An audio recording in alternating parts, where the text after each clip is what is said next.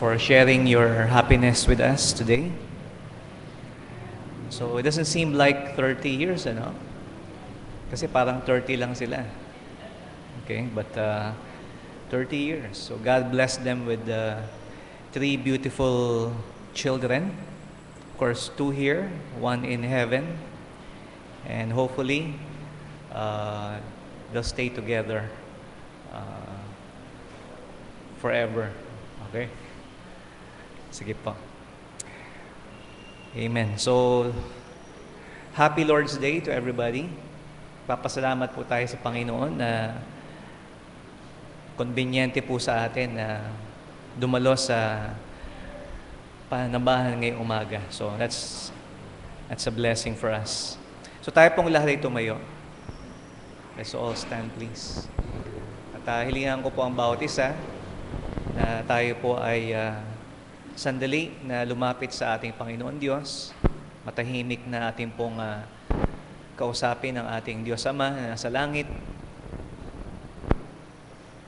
At kung ano man po ang maunawaan po natin na kagustuhan niya para sa ating buhay, ay siya po nating tanggapin. At hayaan po na ang Diyos ay gumawa po sa ating kalagitnaan. So let's have a few moments of silent prayer. Tayo po ay manalangin.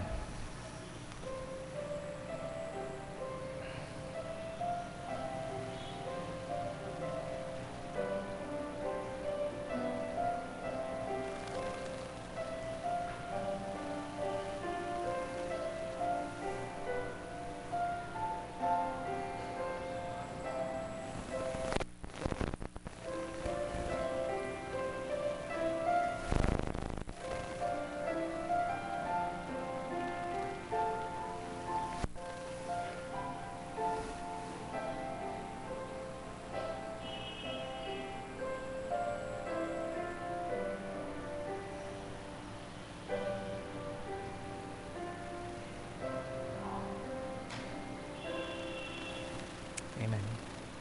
Habang tayo po ay nakatayo, please turn your Bibles to Psalm 51. Psalm 51. It's, if you're using the Beams edition, it's on 632. So we'll be reading Psalm 51.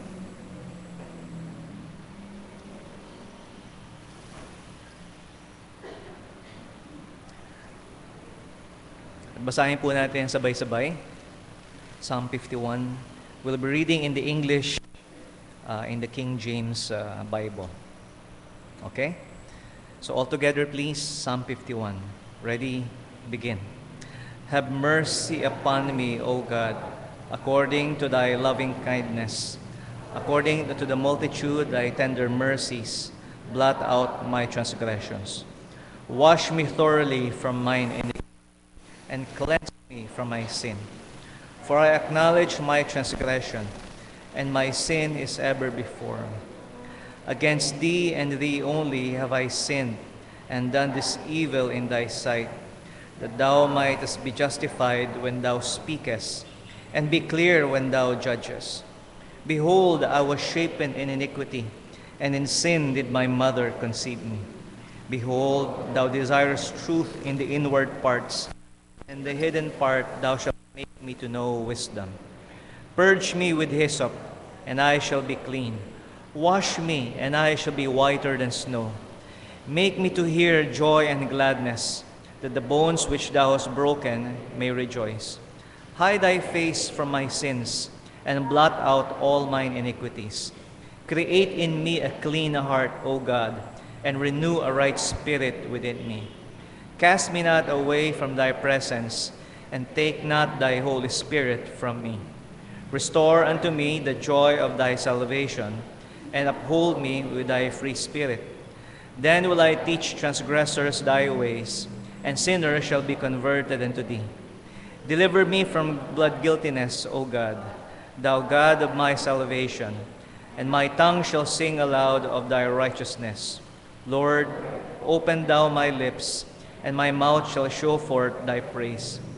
For thou desirest not sacrifice, else would I give it. Thou delightest not in burnt offering. The sacrifices of God are a broken spirit, a broken and a contrite heart, O God, thou wilt not despise. Do good in thy pleasure unto Zion. Build thou the walls of Jerusalem. Then shalt thou be pleased with the sacrifices of righteousness, with the burnt offering and the whole burnt offering. Then shall they offer bullocks upon thine altar. Thank you. You may take your seats. So this is the third in our series on revival. So sa unang bahagi po in verses 1 and 2, tingnan po natin yung pagpapahayag ni David na ito po ay panalangin ni David, David's prayer for forgiveness and request for revival. At nakita po natin in verse 3 hanggang verse 6 that David confessed his sin to the Lord. So in this third part, we shall see in verse 7 to 12 kung ano po yung bagay na hiningi. Meron po hinihingi si David sa Panginoon Diyos. Of course, alam na po natin, he is praying about forgiveness sa kanyang kasalanan. But he has a request. He has a petition to God. At makikita natin yung proseso po ng pagpapatawad ng Panginoon sa kanya.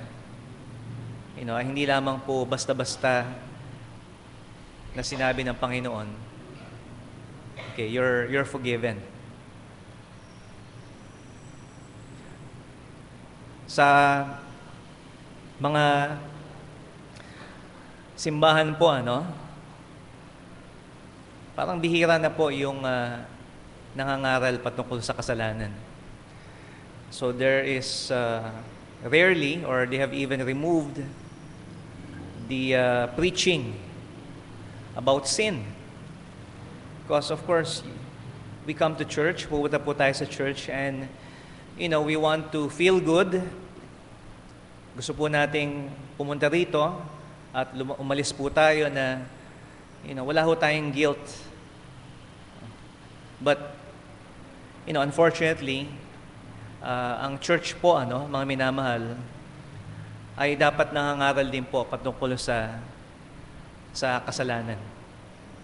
And though we may not even specify ito po mga kasalanan na ito, palagay ko po there should always also be a balance. Yung pangangaral patungkol po sa kaseryosohan ng kasalanan, and on the other hand, forgiveness. So, hindi tayo pwedeng mangaral ng kasalanan, patungkol sa kasalanan.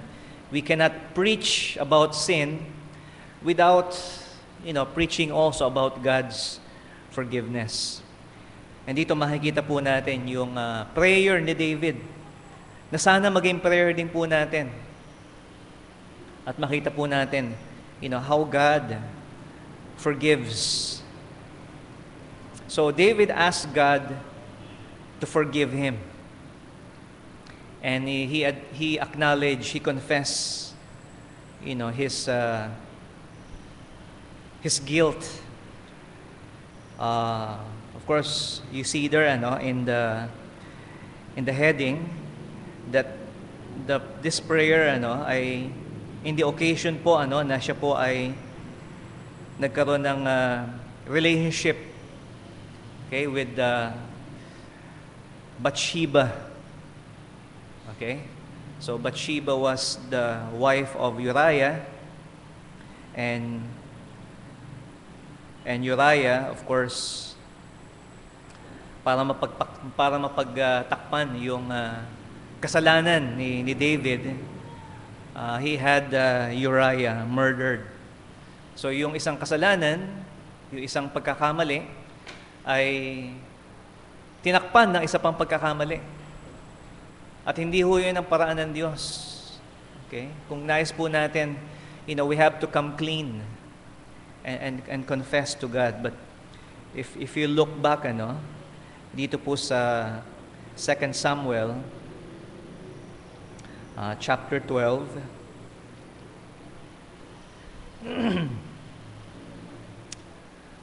verse 13,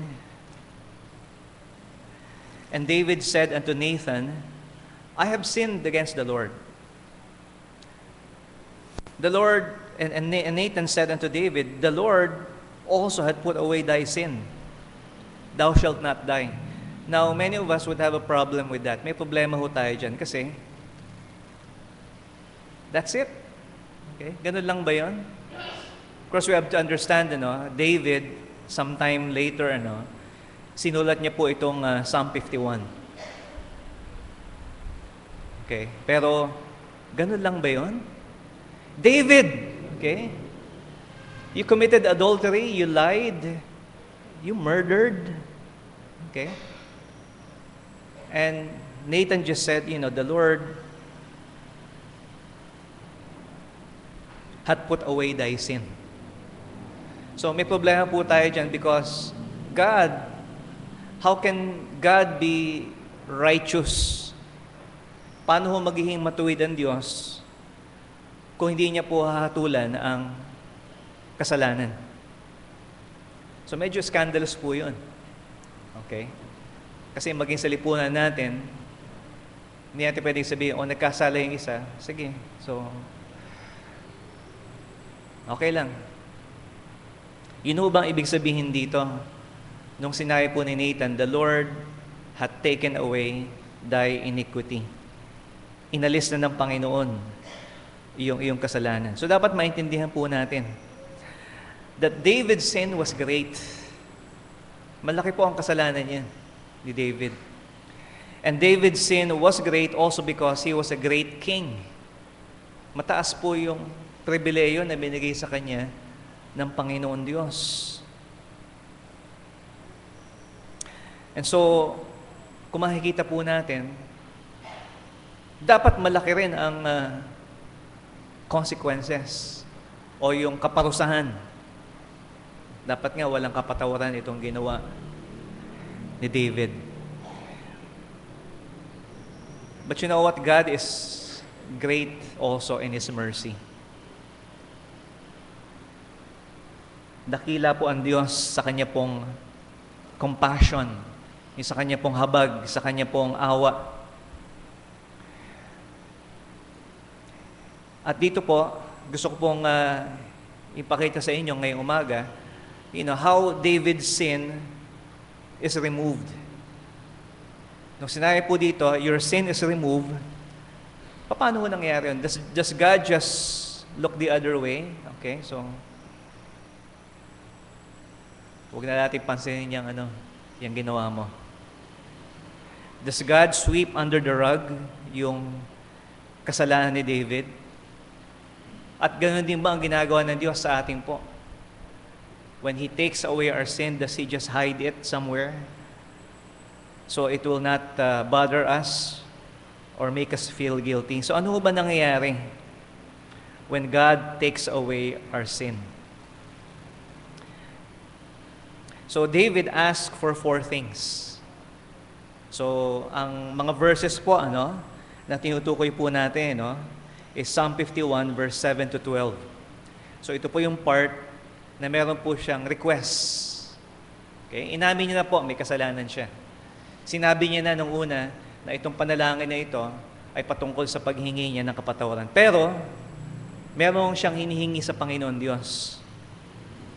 At sinabi niya kay Yahweh, he said to the Lord, 4 things.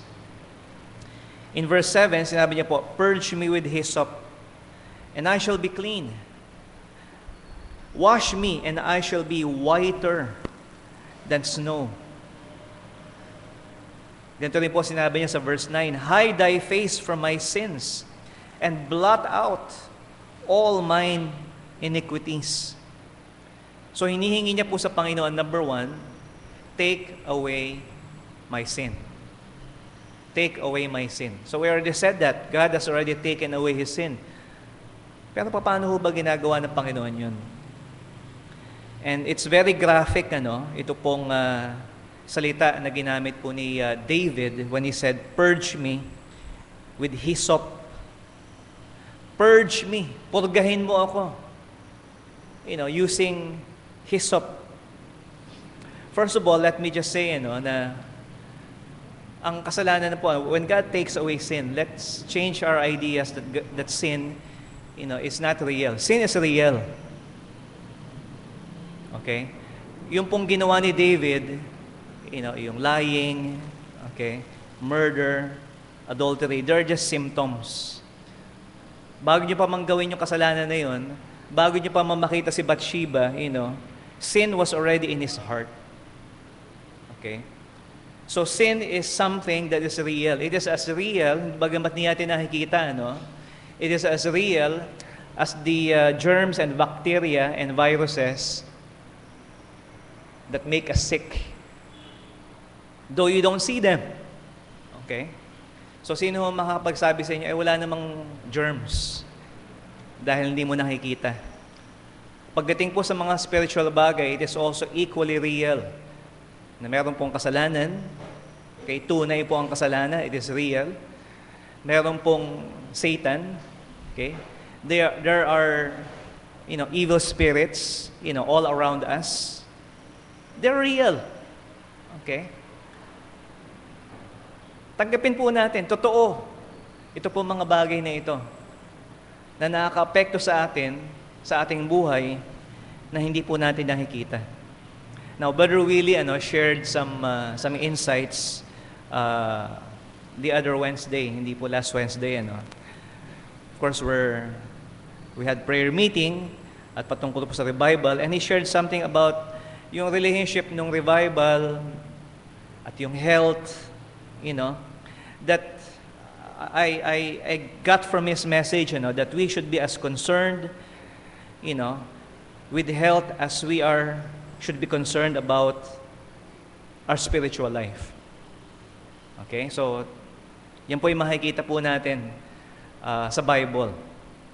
Yan po ang sinasabi sa New Testament, na ang panalangin po ni Juan ay sumagana ka, katulad na iyong kaluluwa ay sumagana din. And so we should be as concerned, in fact, if maybe even more concerned, with our spiritual health and revival. Katulad po ng concern po natin sa ating health. Now, there's a process that God gives here for our cleansing, to remove our sin, in order to give us forgiveness. At ginamit niya po yung salita ritong purge. Have you been purged before? Ikaw ba ay napurga na? Ibig sabihin, merong bagay sa loob ng katawan mo na hindi dapat nandoon, that is affecting your health, is making you sick. And so it has to be removed. And David said, purge me with hyssop. Okay, this is interesting. Okay? So listen very carefully. Ito pong hyssop in the Bible is used for ceremonial cleansing. So sa ceremony po nila sa temple, for worship, it's herbal po ito. Ito pong hyssop. So in Exodus chapter 12 verse 22, if you like to look there, ang utos po ng Panginoon sa Israel, take a bunch of hyssop, you dip it in blood, and, sprinkle the blood on the side of the door. Nung nasa Egypt pa ho sila. At sa pamagitan po nun, pag dumaan yung angel of death, hindi mamamatay yung kanilang firstborn. Okay? So, lahat ng gumawa po nun, kahit hindi sila Israelite, when they take the hyssop, dip it in blood, and sprinkle the blood on the doorposts, okay, they will be spared from judgment. So it's a ceremonial cleansing.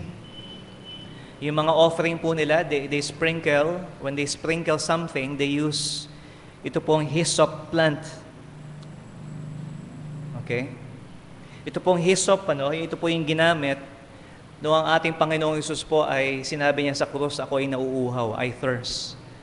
So kinuha po nila yung inumin at inabot po nila at dinampi nila sa bibig ng ating Panginoong Hesus using the hyssop plant. Now this is interesting. Okay?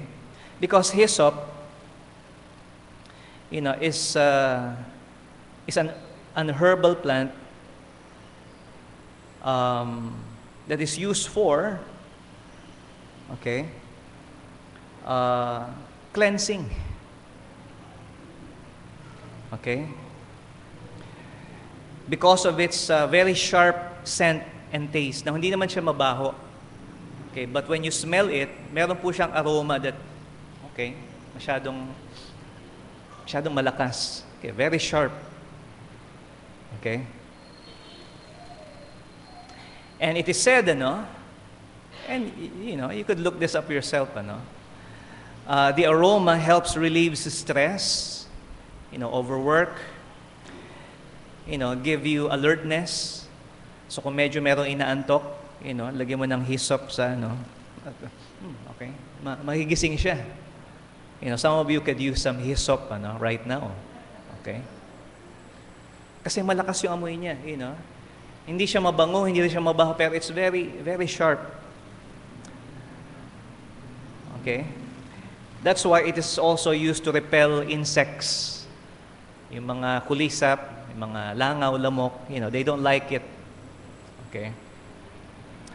Now, there are other things that hyssop is known for. As I've said, number one, cleansing. Hyssop is used to detoxify, to cleanse the intestinal tract. Okay, so if you take it, I don't know how you take it. Okay, ginagawa bang tsayan, or do you take it? Do you just eat it? I don't know. But in ancient times, that's how they use it, to detoxify. It is also used as expectorant. So kung medyo may plema ka, you take this hyssop. Once again, it's not known how they use it, pero para lumabas yung, to purge you from yung nakabara sa iyong lungs. And believe it or not, okay, it's also antibiotic. You see, the mold that where you get penicillin, yung mold po yun na yun, yung amag na yun, grows on the hyssop leaves. Okay? So, wow. Hindi natin alam yun Samantala, ilang libon taon na nakalagay dito, purge me with hyssop, and I shall be clean. Wash me, and I shall be whiter than snow. Well, for those of you who think the Bible is outdated and irrelevant, just see Leviticus chapter 14. After the cleansing of the leper, ano pong sabi ng Panginoon sa kanila? Take hyssop, okay, dip it in water, and sprinkle the one who had leper 7 times for 7 days. Ano tawag natin doon? Antibiotic yun. Okay. Pero mo 7 days. And after that, in the 8th day, okay na siya. Okay? He's pronounced clean. Now, God is very wise. Okay? So, pero ano bang gusto natin makita rin dito? Are we still talking about, health? Are we talking about, cleansing of the body? Well, we should go beyond that. So makikita po natin ito pong hyssop na ito, ang ginamit po to sprinkle the blood. And the Bible says, the blood of Christ cleanseth us from our sin. The blood of Christ removes our sin. We are purged from our sins because of what Jesus Christ has done for us. And not only does it remove our sin, inaalis din po nito yung guilt. Alam niyo po, ang kasalanan is very stressful. Okay? Maraming nagsasabi, paano ba natin maalis yung stress? Bawasan mo yung kasalanan. Okay? Don't live in sin. And if you do sin, wag mong dadalhin yung kasalanan mo. Just, bring it to God, who's faithful and just to forgive us of our sin and to cleanse us from all unrighteousness. So it's the blood of Christ.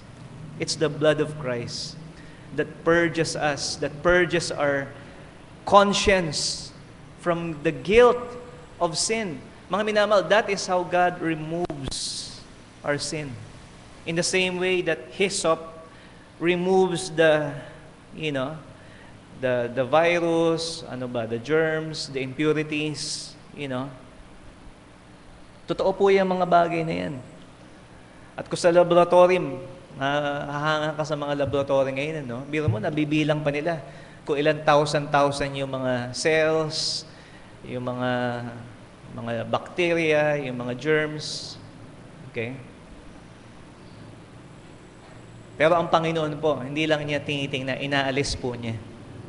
So that when God looks at us, it's gone.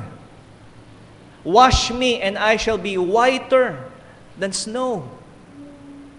So the reason why God will not judge David, at ang dahilan kung bakit hindi tayo hahatulan ng Diyos sa ating kasalanan, is because our sin, they're no longer there. Wala na po dun yung kasalanan natin. Because of the Lamb of God that takes away the sin of the world. So paano pa tayo hatulan ng Diyos sa ating mga kasalanan when it's zero? Okay? Ang galing nun, pag pumunta ka sa ospital, ano ang result? Wala. Zero. No more disease. Now, we like that. But also, we have to remember that God can do that for you. Malaki ang kasalanan ni David. Malaki. Pero, tingnan din po natin, paano ba inaalis ng Panginoon yung kasalanan? At kung gusto mong pagalingin ka ng Panginoon sa iyong mga kasalanan, all you have to do is acknowledge Him. Confess to Him. Now, He also have another request. Number 2, Number 1, sabi niya, take away my sin. Purge me with hyssop. Hide thy face from my sin. And in verse 10, makabasa po natin, create in me a clean heart, O God, and renew a right spirit within me. So ang sabi po ng Panginoon, sinasabi po ni David po rito, pangalawa, give me a new heart. So inalis na ng Panginoon yung kasalanan. Wala na, malinis. Kumbaga, pag tingnan sa x-ray, ano makikita mo? Wala. Wala po. Wala tayong makikita. Pero hindi naman, wala ng puso, wala ng bituka, wala na. Ang sabi po ng Panginoon, I will give them a new heart and a new spirit. And David says, create in me a clean heart. Ang ibig sabihin po ng create is to make out of nothing. So pag ang Panginoon po nag-create, hindi siya kumukuha ng mga second hand, hindi ho siya nag-recycle, and then He comes up with something new. When God creates, it's ex nihilo, it's out of nothing. And from our nothingness, okay, wala ho tayo may pagmamalaki sa Diyos na pwede niyang gamitin para tayo po ay bigyan ng bagong puso. But He gives us a brand new heart. He not only removes our sin, but gives us a new heart and a new desire. Ang sabi po ng Bible, 2 Corinthians 5:17, if any man be in Christ, he is a new creature. Pag tayo po mga minamahal ay na kay Kristo, niya at sa ating pong mga kasalanan, mga minamahal, we're new. Okay? We're brand new. And of course, bilang mga manampalataya, after conversion, after knowing Christ, nagkakasala pa rin po tayo. But when God forgives our sin, okay? Pag ang Diyos po ay nagpatawad sa atin, who is faithful and just to forgive us and cleanse us from all unrighteousness. Mga minamahal, He gives us a new start. A clean sheet. You know, nililinis niya po yung ating, in fact, hindi binibigyan tayo ng bagong record. Sa mga estudyante natin, parang bumagsak ka sa PACE test. And of course, that's unfortunate. Okay. I'll give you a new one. Repeat. Okay? Bibigyan kita ng bago. Hindi ito erased. Okay? Hindi ito, second hand. It's new. And God gives that to us freely. He gives us a new heart. A new chance. A new opportunity. Ang sabi po ni David dito, and renew a right spirit within me. So yung renewal, hinihingi niya po sa Panginoon. Yung renewal ng kanyang desire. Okay? And what is that right spirit? When God gives you a clean heart, He gives you a right spirit. That means, pinatawad tayo ng Panginoon. At yung tamang spirito po, yung tamang attitude ng isang pusong pinatawad is this: ayoko nang magkasala. Hindi yung, pinatawad ako ng Panginoon. Sige pa, okay? Tuloy-tuloy lang kasi hindi naman tumitigil ang Diyos sa pagpapatawad. No, that's the wrong spirit. And if you have that wrong spirit, maybe you don't have a new heart. But the one who has a new heart and the right spirit will say, I don't want to sin anymore. It is sincere and contrite sa harapan po ng Panginoon. Ayaw niya nang gumawa ng kasalanan. So, create in me a clean heart and renew a right spirit within me. So, nakikita po natin unti-unti na siya po ay nanunumbalik sa Panginoon. At pangatlo po, ito po ang kanya pong hiniling sa Diyos. Verse 11, cast me not away from thy presence, and take not thy Holy Spirit from me. Ano pong ibig sabihin nito? Cast me not away, and take not thy Holy Spirit from me. So alam niyo po, yung presensya po ng Diyos, of course, God is everywhere. Wala hong lugar na pwede ho nating puntahan na wala po doon ang Diyos. So, in other words, hindi ho tayo pwedeng magtago sa Diyos. Nasa liwanag tayo, nasa dilim, it's all the same. God is there. So when He says, cast me not away from your presence, it doesn't mean na siya po ay pwedeng lumayo sa Diyos because God is omnipresent. But God's presence has something to do with His approval. Okay? When you don't approve something, you go away. Pag ayaw mo yung narinig mo, okay, you stand up and you walk away. You don't approve. Okay? You don't want to be there. And God's presence indicates His favor. That God is pleased with us. So, ninanais niya po rito, sa pamagitan ng presensya ng Diyos na nasa Kanya, na ang Diyos nasisihan sa Kanya. God is pleased with him. And when God is pleased with him, it means God is not rejecting him. Okay? Hindi niya Hindi niya ni-reject ang Panginoon, hindi niya ni-reject si David. Because God did not leave him. Okay? So, ganun po, di ba? When you don't agree with somebody, sa ginagawa nila, sa sinasabi nila, di maghiwalay na lang tayo. Okay? You just walk away. But David, asked God not to take away His Holy Spirit from me. Alam niyo po, sa Old Testament, so intindihin po natin, in the Bible, there are dispensations. So iba ho yung panahon ni David, iba ho yung panahon ni Abraham, iba po yung dealings ng Panginoon during the time of Jesus Christ, okay, in the Gospels, during the kingdom, iba ho yung dealing sa atin ng Panginoon ngayon.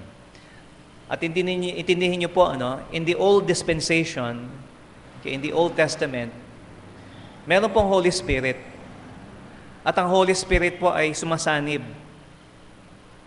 Maybe there's another word for that, mas maganda. Pero pinupuspos po ang mga tao, ang mga mananampalataya ng banal na Espiritu. Ang pagkakaiba po sa New Testament today, okay, is this. In the Old Testament, the Holy Spirit does not dwell permanently. So pag sinabi po natin na ang banal na Spirit, ang Espiritu ng Diyos, iniwan si Saul, okay, it means meron siyang ginawa na hindi nasisiyahan ang Panginoon Diyos. So the Holy Spirit does not dwell permanently. Okay? So siya po ay pinupuspos niya ang mga mananampalataya para sila po ay makapaglingkod. Okay? Para gawin yung kagustuhan ng Panginoon. They are controlled by the Holy Spirit. Sa New Testament po, because of what Jesus Christ has done for us, tayo po'y malinis na sa harapan ng Diyos. Sabi po ng Panginoon, I will never leave you nor forsake you. The Holy Spirit lives in us. Ang sabi po ni Pablo, you are the temple of the Holy Spirit. Tayo po ay templo ng banal na Espiritu. Okay? At hindi ho pwedeng iwan ng Panginoon ang kanyang tahanan, ang kanyang templo. Maliban lang kung ito'y sisirain na po, So, the big difference is that meron pong Holy Spirit nung panahon ni David, pero it does not dwell permanently. If God is not pleased with them, He leaves. Okay? Now, sa panahon po natin ngayon, those of us who are in Christ, we are indwelt by the Holy Spirit. Pag nagkasala po tayo, ano nangyayari sa Holy Spirit na nasa atin? Of course, the Holy Spirit is grieved, okay, in us, but He doesn't leave us. Pero ang command po sa atin ng Panginoon is be filled with the Spirit. Mapuspos kayo ng banal na Espiritu. In other words, bagamat ang Panginoon ay nananahan po sa atin, the Holy Spirit lives in us, Jesus Christ lives in us through the Holy Spirit. Okay? But to allow the Holy Spirit to control us, iba po yun. Maraming po mga Kristiyano, hindi nila hinahayaan ng Panginoon ang mag-control sa kanilang buhay. And so they are not filled with the Spirit. They are not walking in the Spirit. Okay? Being filled with the Spirit is not, hey, I'm filled. Okay? Hindi po, nagsasalita ka ng hindi maintindihan. We'll talk about that next time. Okay? But, ang pagiging puspos po ng banal na Espiritu has something to do with yung kasalanan mo. Okay? At pag ikaw ay puspos ng banal na Espiritu, okay, papakita sa iyo ng banal na Espiritu, susumbatan ka ng banal na Espiritu through your conscience sa kasalanan po natin. That's what the Holy Spirit does. Kaya hindi ko tayo pwedeng iwan ng banal na Espiritu dahil ang banal na Espiritu po patuloy na uusigin po tayo kung tayo po ay namumuhay sa kasalanan. And so, we should not quench the Holy Spirit. And so, ito po ang prayer ni David. In this time, in this dispensation, don't take away the Holy Spirit. Panginoon, wag mo ko itulad kay King Saul. Si King Saul, nung nagkasala, iniwan mo siya. Ako, wag mo ko iwan. Don't leave me. Don't cast me aside. Okay? Kasi pwedeng isang mananampalataya, can be cast aside. Okay? Namumuhay siya, pero ganun lang. God doesn't use him. But David says, Lord, don't disqualify me. Don't cast me aside. And bagamat si David po, nagkaroon siya ng mga limitations. Okay, pagkatapos po nitong insidenteng ito sa kanyang buhay, one of the limitation was that hindi na siya pinayagan na magpatayo ng templo para kay Yahweh. The Lord allowed him to prepare the materials, but it was his son, si King Solomon, okay, who built the temple. So, makikita po natin, sabi niya, don't take away your spirit and don't cast me aside. Don't cast me away. Bagamat nagkasala ako sa iyo, I still want to serve you. I still want to do something for you. At pang-aapat po na bagay na hiningi niya po sa Panginoon is we find in verse 8. Make me to hear joy and gladness, that the bones which thou hast broken may rejoice. And in verse 12 he says, restore unto me the joy of thy salvation, and uphold me with thy free spirit. So verse 8 and 12 speaks about joy and rejoicing. So ano po ang hinihingi ni David? Ang hinihingi po ni David is this: give me back my joy. Give me back my joy. Ibalik mo sa akin yung aking kagalakan. You see, David did not lose salvation. Kahit pa ho sa Old Testament, okay, ang kaligtasan po, sa pamamagitan ng pananampalataya, although the Holy Spirit does not dwell in believers permanently, pero ang kaligtasan po, katulad ngayon, when you are saved, when you are justified, it's forever. Okay? You cannot lose salvation. Bakit? Hindi naman ikaw ang dahilan kung bakit nakuha mo yung salvation. Ang dahilan po is the grace of God. Okay? So wala ho tayong pwedeng gawin para makuha yung kaligtasan, at wala tayong anumang kasalanan na magagawa para bawiin ng Diyos yung kaligtasan natin. When you're saved, okay, you have that assurance, that you are kept not by your power, you are kept by the power of God. Kahit ano pong mangyayari. So okay na pala, okay? Whatever I do, as long as I believe Christ, I'm saved. Wala palang mawawala sa akin. Kahit gumawa ako ng gumawa ng kasalanan. Well, David lost something. He didn't lose the salvation, but he lost joy. Nawala po yung kanyang kagalakan. And as believers, we cannot lose salvation when we sin, but we can lose our joy and fellowship with God. Ang sabi niya po rito, sa verse 8, make me to hear joy and gladness, that the bones which thou hast broken may rejoice. So makikita po natin, mga minamahal, He wants to enjoy, He wants to hear joy and gladness na nawala po sa Kanya. Kasi dahil sa Kanya pong kasalanan, nagkaroon po ng gap sila ng Panginoon Diyos, and they could not fellowship with each other. And so, if we cannot fellowship with God, then we don't have joy. Okay?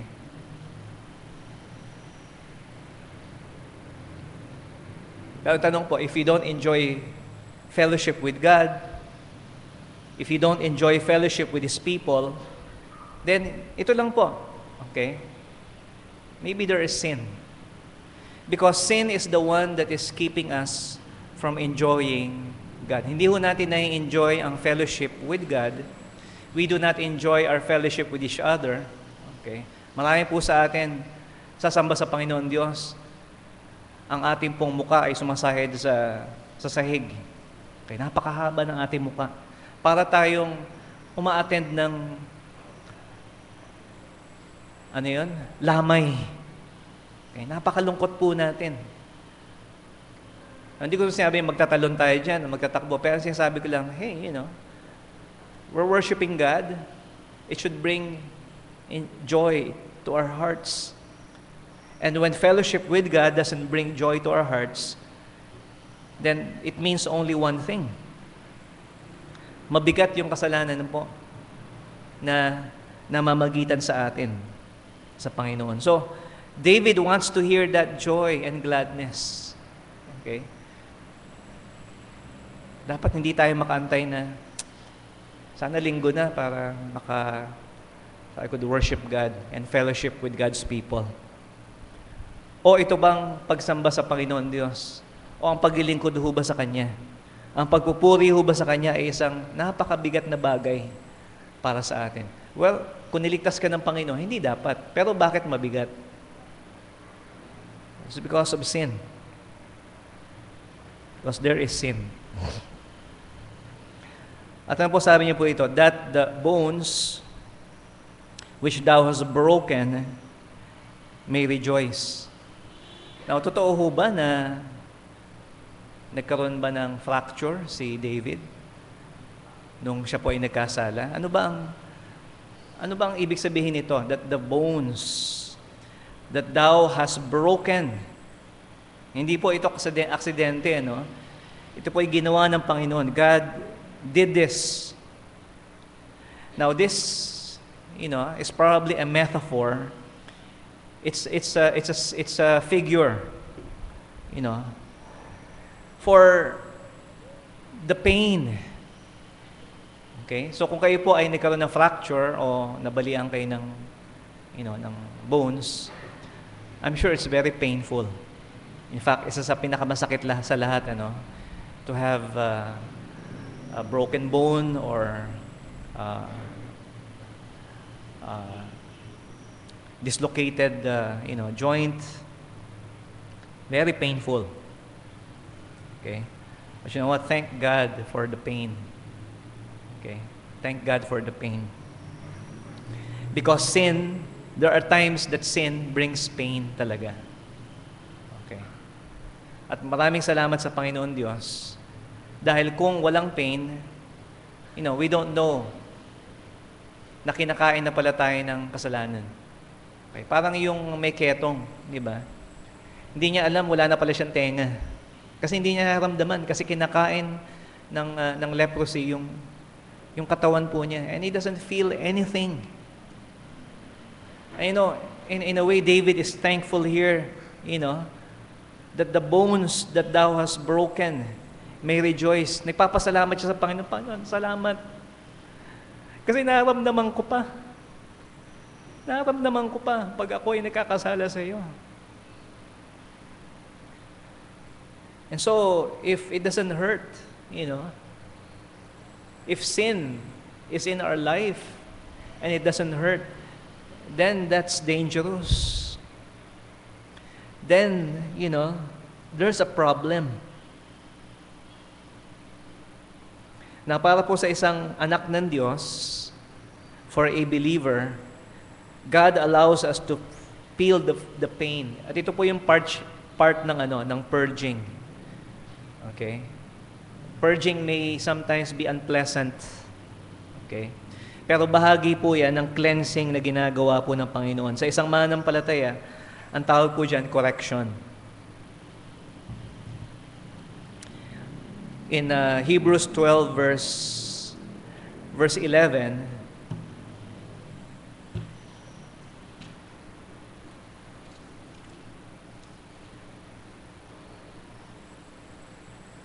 Ito po yung isang bagay na comforting about, having correction from God.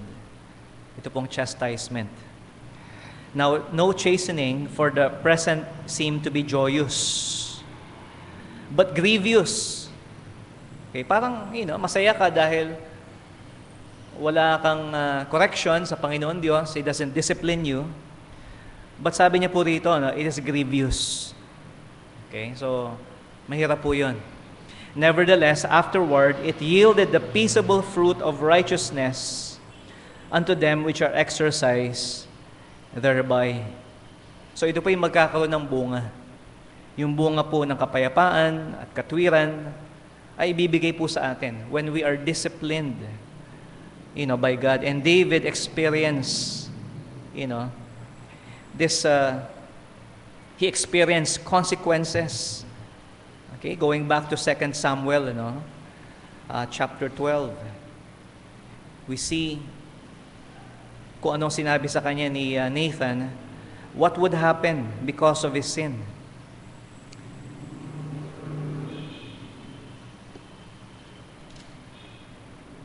Now therefore, the sword shall never depart from thine house, because thou hast despised me, and hast taken the wife of Uriah the Hittite to be thy wife. Verse 11, thus saith the Lord, behold, I will raise up evil against thee out of thine own house, and I will take thy wives before thine eyes, and give them unto thy neighbor, and he shall lie with thy wives in the sight of this son. Now, what is he saying here? Akala ko ba sin is taken away? I thought he was already forgiven. Well, there are temporal consequences, okay, sa ating pong pagkakasala. Meron po mga bagay na pag ginawa po natin is just, unless God supernaturally intervenes or overrules, we cannot avoid, natural consequences. Okay? God can save you, okay? If you're a drug addict, okay? Pwede ka iligtas ng Panginoon. Pwede kang baguhin ng Panginoon. But it cannot restore the brain cells or the half of your lungs or whatever it is that you lost because of a useless habit. And so, ang kasalanan po, mga minamahal, merong consequences. Okay? But that shouldn't take away dun sa joy na binibigay sa atin ng Panginoon. And so God allows pain, correction, even sickness, to discipline His children. But thank God, and as we go back to verse 8 of Hebrews chapter 12, one of the best things, the thing that pwede po natin ipagpasalamat sa Panginoon is this. God corrects us because we are His children.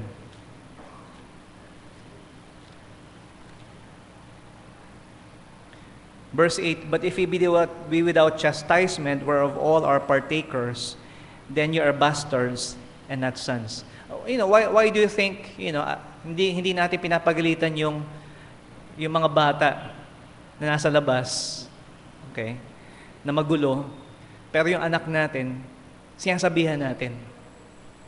Okay? Pag may nakikita kang mga bata at hindi mo anak yon, the only thing that you could do, sumbong kita sa nanay mo. You can't touch them. Okay?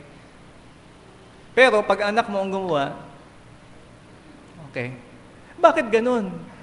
Okay? Bakit sila, Dad, hindi mo sinasaway? Ako pala, kasi anak kita anak kita. I love you. You're my son.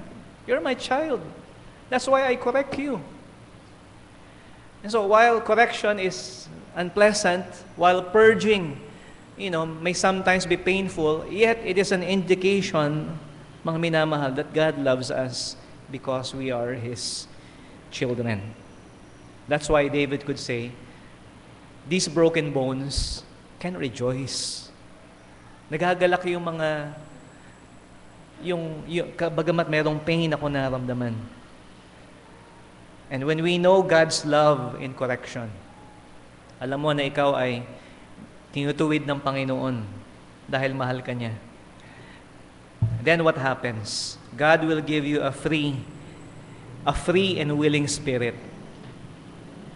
Okay? Restore unto me the joy of thy salvation. At bibigyan po tayo ng Panginoon, mga minamahal. No?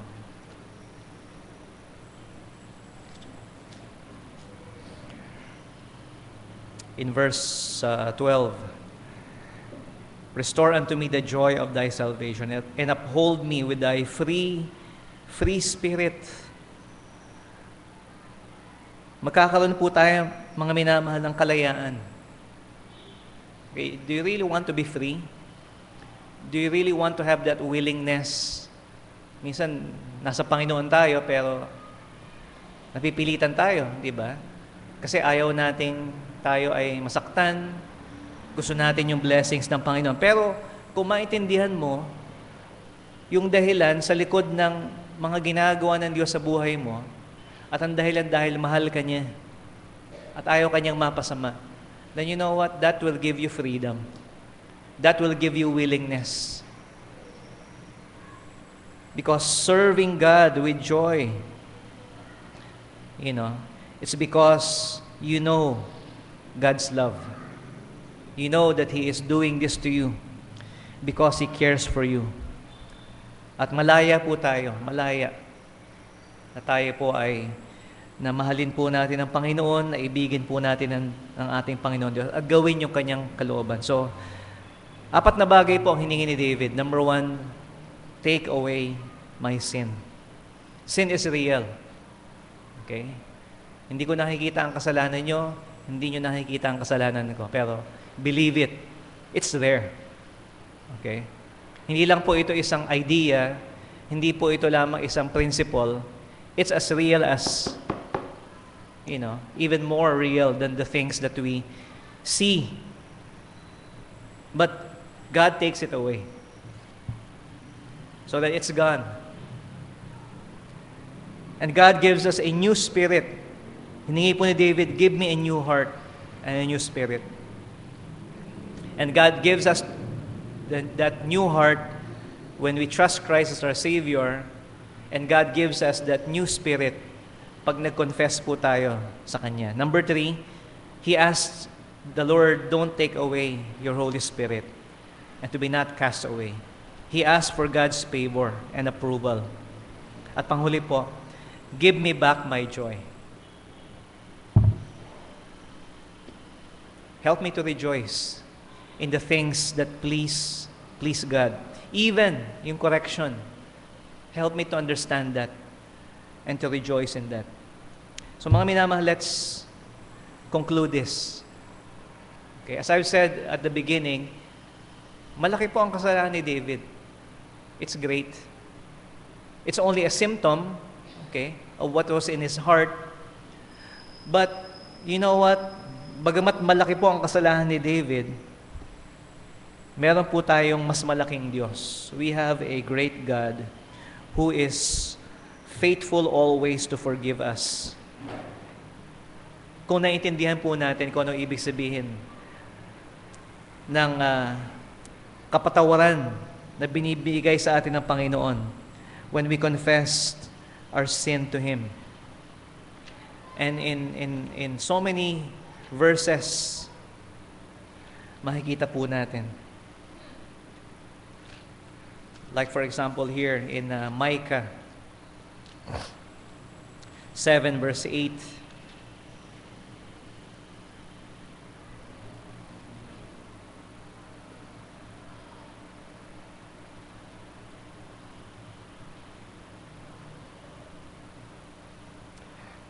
Verse 18.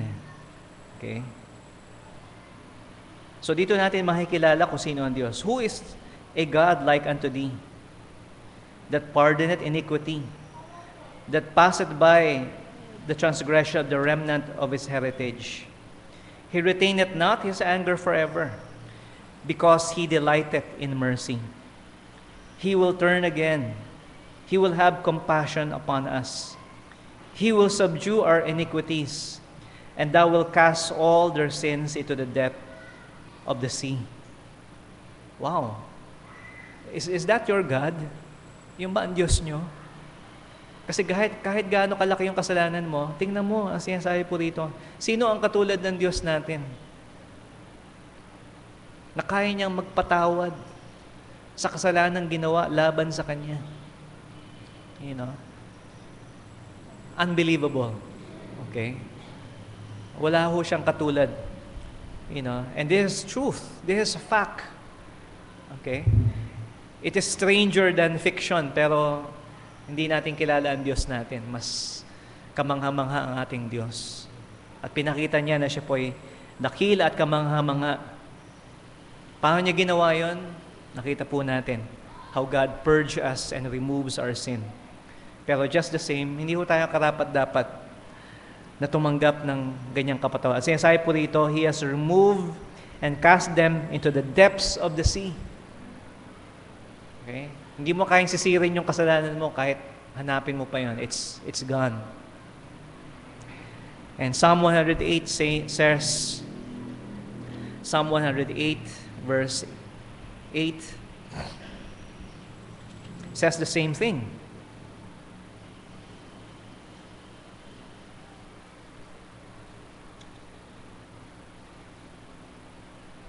Okay, so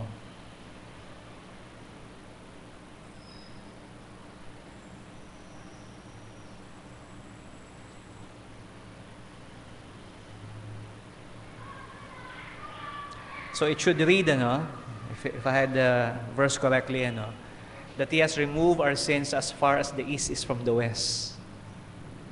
Okay? At, pag ikaw ay pumunta ng east, kahit gaano kalayo ang itakbo mo, hindi ho matatapos yun. You'll always still be going east. Okay? If you go west, hindi ho darating yung point na, hanggang dito lang yung west, then you're now going east. Hindi po. Okay? When you go that direction, it goes on forever. Now, inalayo po, kung gaano po kalayo ang east sa west, okay? Ganon niya po, inilayo sa atin yung ating mga kasalanan. Para maintindihan nyo lang po, okay? Saan ba napunta yung kasalanan natin? Okay? God doesn't just sweep them, in the corner para, hindi ho natin makita. He makes us pure. He removes us. He removes our sin by the blood of Jesus Christ. And because of that, we can now have fellowship with God. And in closing, sa 1 John chapter 1, and again, we read 1 John chapter 1, verse 7. But if we walk in the light, as He is in the light, we have fellowship one with another. Okay? With one another and with God. And the blood of Jesus Christ, His Son, cleanseth us from all our sin. Dahil po sa ginawa ni Jesus para sa atin. Dahil po sa Kanyang kamatayan. Dahil po sa Kanyang dugo na naibuhos po sa krus. That is why we could now have fellowship with God and with one another. So if we understand what this means, what it means to confess and ask forgiveness from God, then we have a great God who forgives us. God's grace is greater than all our sins. Okay? At bagamat si David po, may consequences, pero makita po natin yung grace ng Panginoon. Di ba? Si Bathsheba, naging nanay pa ni Solomon. Yung anak niya kay Bathsheba, naging hari pa. Of course, the other one, God took away. But Bathsheba even became the mother of King Solomon. That's how gracious our God is. Kung kilala po natin, kung gaano po ang Diyos, kung anong tingin niya sa ating kasalanan, at kung paano po, dahil sa ayaw ng Diyos yung kasalanan natin, inaalis niya po, then we will see that His grace is truly greater than our sins. So let's pray. Our Father, maraming po salamat sa iyo. Help us now, Lord, to receive this grace and forgiveness. Bawat isa po sa amin, Panginoon, ay lumalapit sa iyo. At umihingi po, Panginoon, ng mga bagay na hiningi po ni David sa inyo, Panginoon. Lord, purge us from our sins and restore that joy na nawala po, Panginoon, sa amin. Tulungan mo nga po, Panginoon, na magkaroon kami ng isang bago at malinis na puso so that we may serve you willingly. This we pray in Jesus' name.